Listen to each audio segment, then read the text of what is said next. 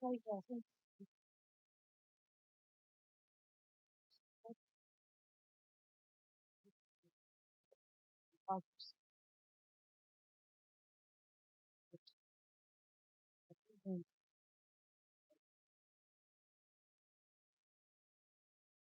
after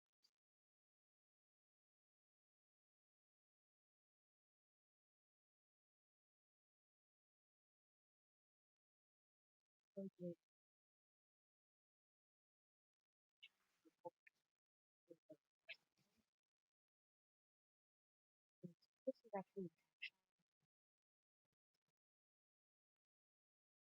yeah,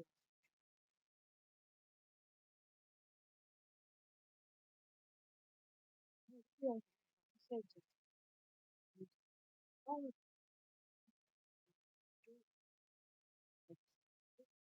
this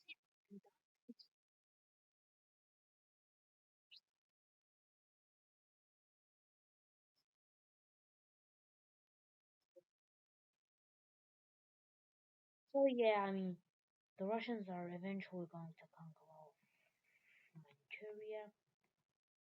The rest goes to the Republic, and the Maoists control these areas. Both of these sites have nuclear weapons, 150 of them to be exact. I mean, China didn't really face that much nuclear retaliation, and for now, the civil war doesn't look like it's going to escalate into a full nuclear apocalypse for the Chinese. But that's a spoiler, as Chinese troops soon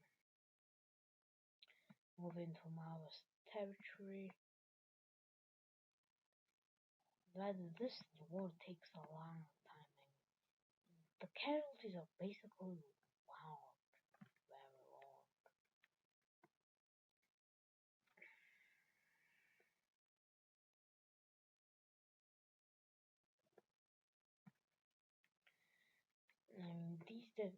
Now of course all of these victories come by some defeats, with some, some pushing back done by the Maoists, same with the encirclement here.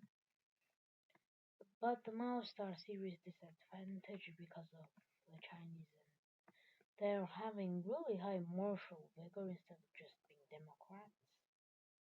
Because they're reformists also, and the Americans actually actually struggle since American Civil War and things like that. And so Chinese Civil War just end up being an even a weirder mess. No coalition government arises. It's just a democracy. Eventually, eventually they are forced to move in.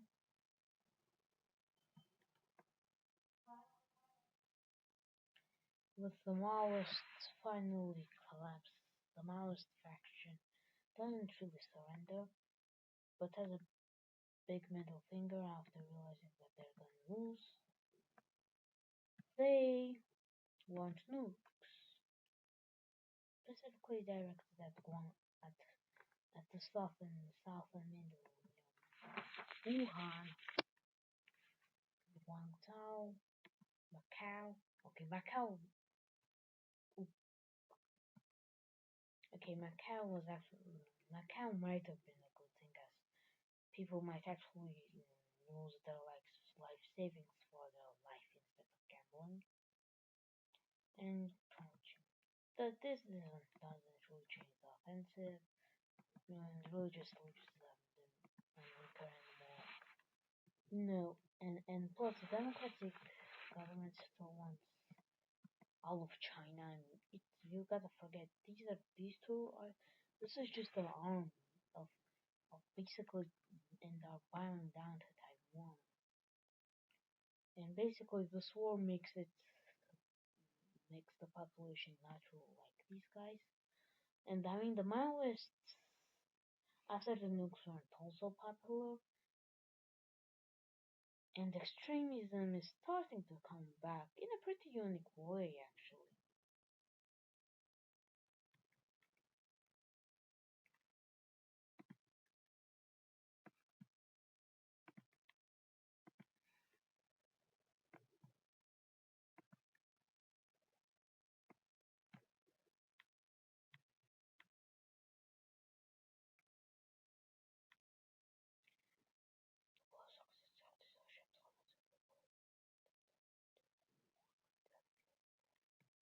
So basically, the Maklik also fights back, but the Ma territories are eventually conquered. So you know that the the most China part of China, the most China part of China is conquered. I mean, there are still a lot of Chinese over there.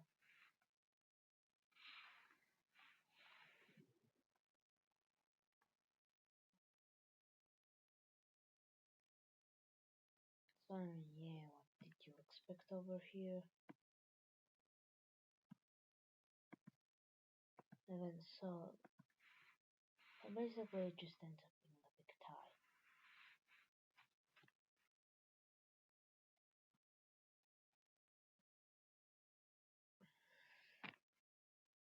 Eventually the war just continues time. The population gets really big. My ship is like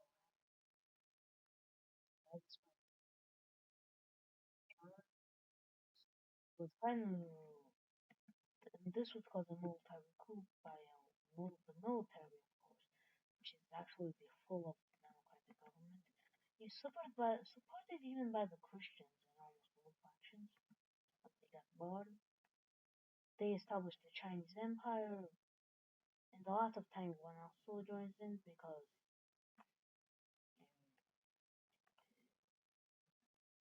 and and they used and they also sent the coup was actually a giant arrangement between so they actually wanted to take control of China first, then to Taiwan, so that the same thing wouldn't happen again.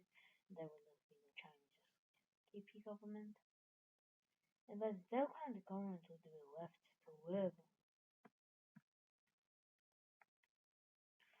They would thus would be basically a semi-conscious therefore monarchy, basically based on the German Empire, on the German and Japanese empires of World War II and World War One. It would try to expand, but like these territories are lost.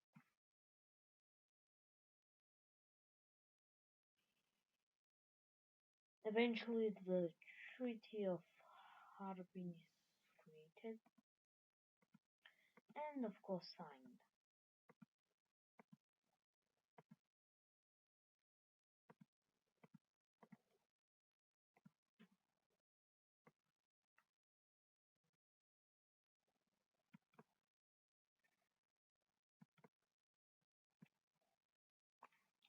The north becomes the Russian Siberian Protectorate. This area becomes the outer military province of Manchuria. This becomes the, the Protectorate of Inner Mongolia, the Ugyur, the Empire of the Ugyurs,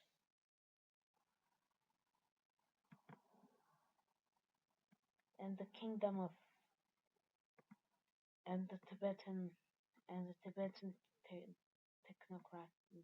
theocratic thing. There's a lot of those.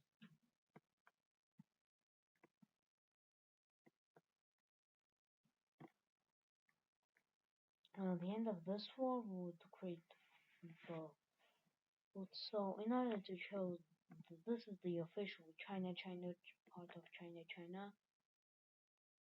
There are also autonomous zones and special governorships. This includes the Guangzhou territories, which are basically just Hong Kong and Macau.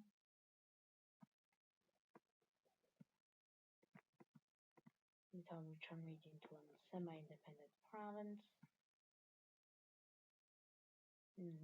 due to just when the government decided to to ask the Christians to move out of their territories into a small segregated area. Most of them didn't accept, but some did, and that's where the Southern Autonomous Territory was born. The northern end there is also the Northern Autonomous Territory, which is full of Muslims. The Yunnan Autonomous Territory, the Yunnan is the Yunnan Protectorate. And you might think, oh, this is too complex. This is unrealistic. Have you seen China historically? Like, I think if you have seen China historically, you should easily realize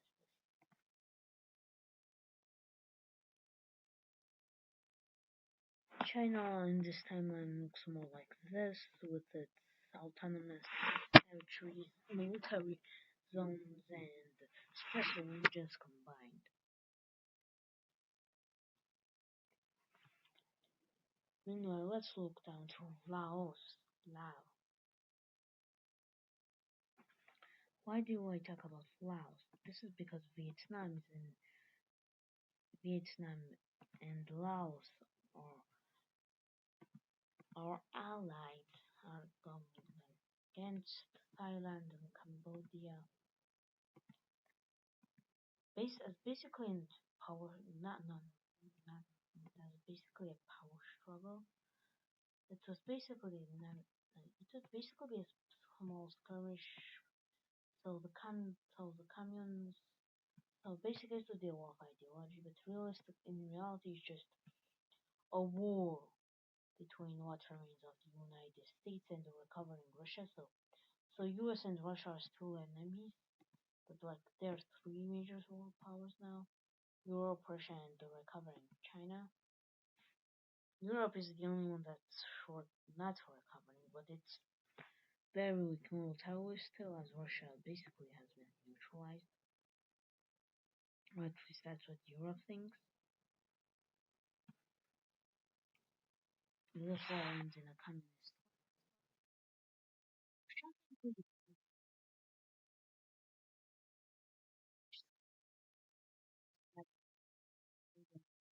Very stupid. Basically establish them as a vassal puppet states which are more connected to the modern. This this time we have the Bengal with shenanigans. Bengal basically the Bangladesh basically realizes that it has too much people. Its people are dying and basically launches a series of raids against this country and eventually invasion.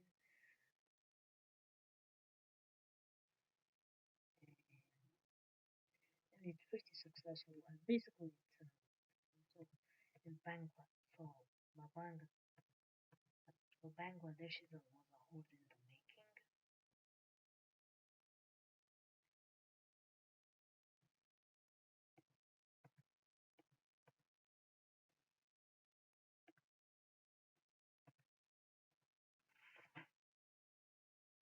This would establish the Bengal Empire.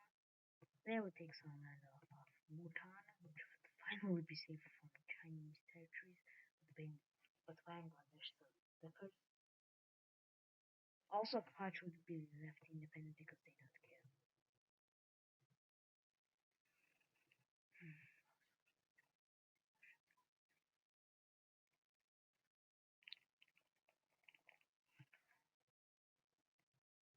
Thanks for watching, and please subscribe. Also, the next episode